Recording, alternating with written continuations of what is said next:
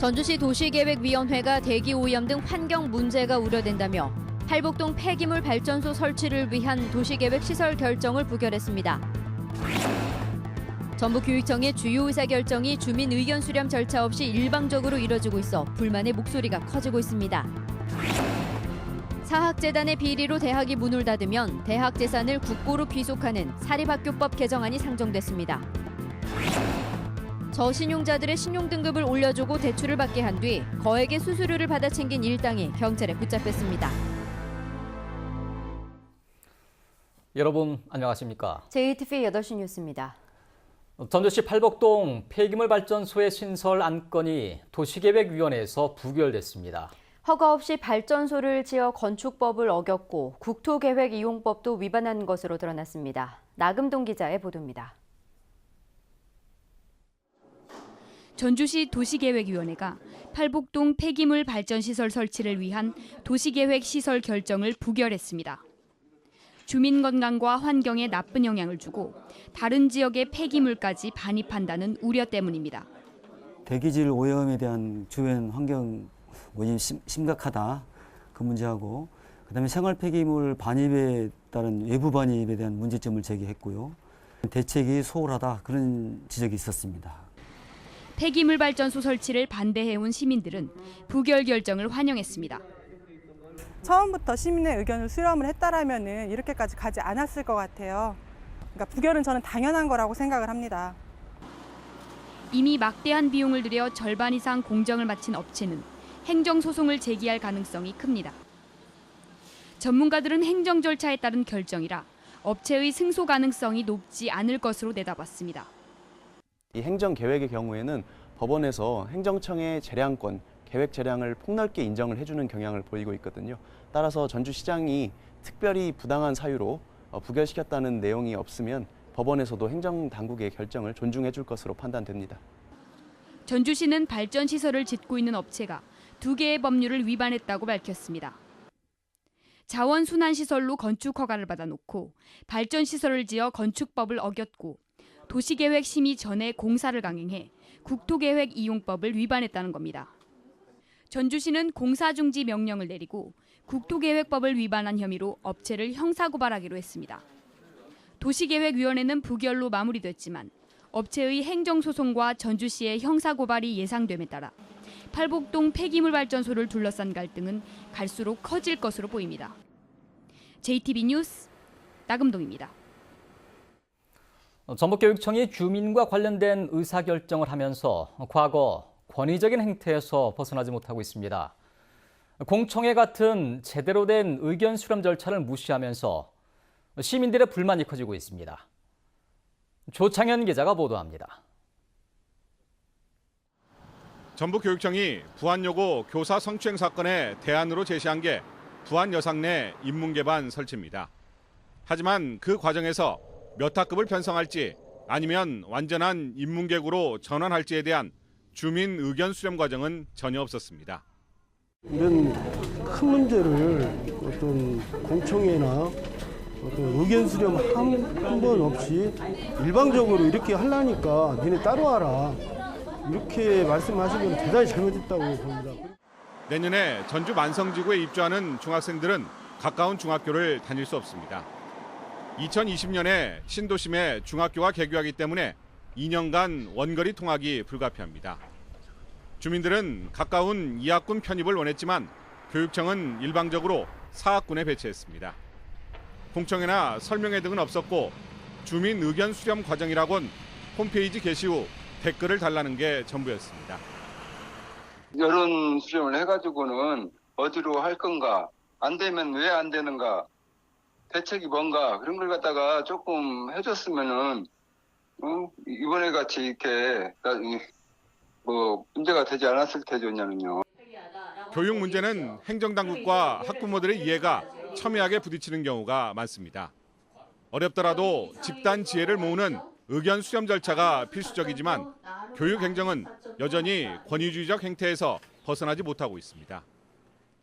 특히 그 행정이라는 것은 우리 그 상대방과의 그런 대화 그리고 그 절차 이런 것이 가장 기본적이 되겠습니다. 상대방이 학생이든 학부모이든 어떤 사안이든지 간에 상대방의 이야기를 경청을 하고 또 그것을 바탕을 해서 정책을 구상하고 또 집행하는 그런 방법이 바람직하다고 하겠습니다. 민선 10년이 다 돼가지만 여전히 관선 시대에 머무르고 있는 교육행정. 갈등을 최소화하고 합리적인 대안을 마련하기 위한 노력은 부족하지 않았는지 이제라도 되돌아봐야 할 대목입니다. JTB 뉴스 조창인입니다. 사학재단의 비리로 대학이 폐교할 경우 대학 재산을 국고로 귀속하는 사립학교법 개정안이 상정됐습니다. 국고로 귀속된 재산은 기금화해서 폐교되는 대학 교직원들을 위해 사용하는 방안도 담고 있습니다. 이승환 기자의 보도입니다. 서남대 사태는 설립자인 이용하 전 이사장의 수백억 원에 이르는 횡령에서 비롯되었습니다. 문제는 이대로 대학이 문을 닫게 되면 교비 횡령금은 전혀 회수할 수 없고 서남대 재산은 이 전 이사장이 세운 또 다른 대학에 귀속된다는 겁니다. 국회 유성엽 의원이 발의한 사립학교법 개정안은 이런 상황을 바로잡기 위한 것입니다.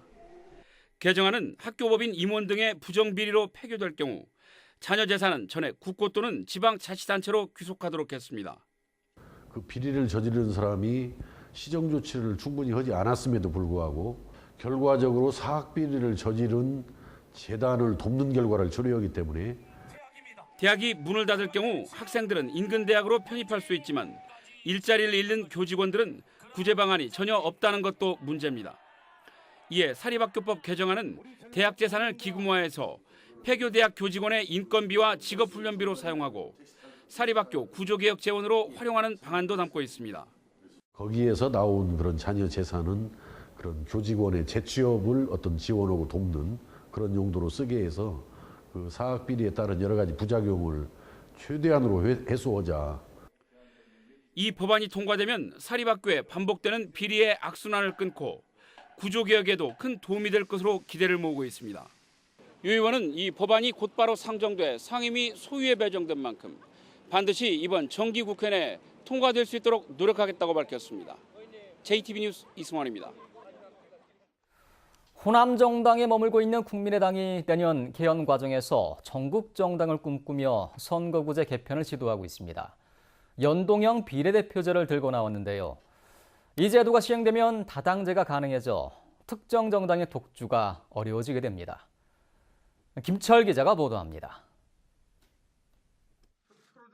전북은 국회의원과 지방자치단체장이 특정 정당의 독주 체제입니다. 국회의원은 70%가 국민의당 소속입니다. 자치단체장은 67%가 민주당 당원이고 지방의원의 66%도 역시 민주당 공천을 받았습니다. 국민의당이 내년 개헌을 앞두고 추진하는 연동형 비례대표제는 지역 정치권에도 큰 영향을 미칠 것으로 보입니다. 연동형 비례대표제는 비례대표 득표율에 따라 의석수를 보장하자는 겁니다. 가령 한 소수 정당이 지방선거에서 10%의 득표율을 얻는 데 그쳐 지역구에서 1위를 배출하지 못했더라도 비례대표 의석수의 10%를 지방의원으로 가져가는 방식입니다. 전북에서는 민주당이나 국민의당의 독주가 힘들게 됩니다. 대신 상대적으로 소수당인 자유한국당과 바른정당, 정의당이 10명 안팎의 지방의원을 보유하게 돼 전북 정치권이 다당제로 바뀔 수 있습니다. 정당 득표에 맞는 어떤 의석수의 보장. 이렇게 되면 사실은 이거 사표도 최소화되고 그다음에 작은 정당들도 사실 그 당을 지지해준 어떤 국민들의 목소리를 대변해줄 수 있는. 다만 최근 지지율이 떨어진 자유한국당이 연동형 비례대표제 실시를 반대한다는 게 변수입니다. 그러나 특정 정당의 독주를 막기 위해 정치 개혁을 요구하는 목소리는 갈수록 커질 것으로 보입니다. JTB 뉴스 김철음입니다. 전주시가 공공요금 체납 등 부실 운영이 되풀이되고 있는 근로자 복지관의 위수탁 계약을 현 수탁기관과 계속 유지하기로 하면서 논란이 일고 있습니다. 전주시는 위수탁 계약을 해지하면 복지관 내 임차인 피해 등이 우려돼 계약을 유지하는 대신 공무원 1명을 파견해 운영 실태를 점검하기로 했습니다. 하지만 지난 5월 부실 운영이 다시 불거지자 전주시가 계약 해지를 언급했던 터라 수탁기관에 끌려다닌다는 지적도 나오고 있습니다. 군산 전북대병원 건립과 관련해 군산시가 요구한 정부지원금 증액이 어려울 것으로 보입니다. 김관영 국회의원은 기획재정부가 군산 전북대병원 건립과 관련해 정부 지원금을 30%에서 75%로 늘려달라는 군산시의 요구를 받아들이기 어렵다는 입장이어서 정치권과 증액 방안을 논의하고 있다고 밝혔습니다. 이런 가운데 전북대병원은 오는 28일 이사회를 열고 군산 전북대병원 건립 여부를 논의할 예정이어서 관심이 쏠리고 있습니다. 저신용자들을 꿰어 이른바 신용등급 세탁을 해준 뒤 높아진 등급으로 대출을 받게 해 이를 가로챈 일당이 경찰의 덜미를 잡혔습니다. 몇 가지 꼼수를 부리면 법망도 피해가고 돈도 갚을 필요 없다고 속여 저신용자들을 범행에 가담시켰습니다. 보도에 오정현 기자입니다. 대구의 한 아파트에 경찰이 들이닥치더니 미란다 원칙을 일러주고는 남성에게 수갑을 채웁니다. 대출 사기 조직단 총책 40살 김모 씨입니다.